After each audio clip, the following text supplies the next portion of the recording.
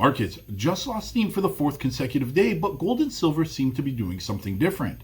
Now, U.S. stocks did hit a fourth consecutive day of losses, with the Dow down about 1.07, the Nasdaq down 1.21, and the S&P down about 0.83%. Now, investors are certainly taking profits here ahead of key earnings like Nvidia, and they're also wrestling with weaker economic data now that it's all starting to flow through, which shouldn't really surprise anybody here.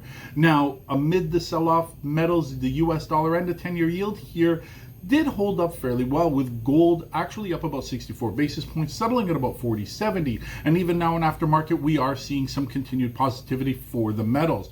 Now, silver surged throughout the day amid sharp intraday swings, and that's as a result of tighter supply, but also new reinvigorated or fresh safe haven demand. Now, if we're taking a look at the 10-year yield, down to about 4.10, and the US dollar did hold firm today, sitting at about 99.6. Now, why this pattern? Well, the sell-off in stocks is essentially triggered by shaky growth prospects, as well as a fading Fed cut odds here for December, and I honestly don't think we're going to see much of a cut at all. Now, that's essentially boosting metals a little bit higher, and that's because they're not dependent on just the earnings cycle. Now, silver surge, well, on top of being a safe haven demand and a lot of inflows, there's also the paper versus physical squeeze, which is becoming very much real. Now, the US dollar is staying firm, which means that metals are still priced for safety rather than just speculation.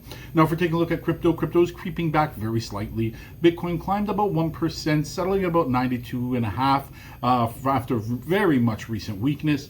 But crypto is still very shaky right now, and a lot of risk off right now. Definitely something you're going to want to monitor and keep track. Now, stocks might be stumbling. Metals are definitely continuing to rally while the world questions growth overall. So are you still stocking gold, silver, or are you still looking at crypto and equities? Drop a comment down below, gold, silver, or crypto, and hit subscribe. Until then, I'll see you at the opening bell.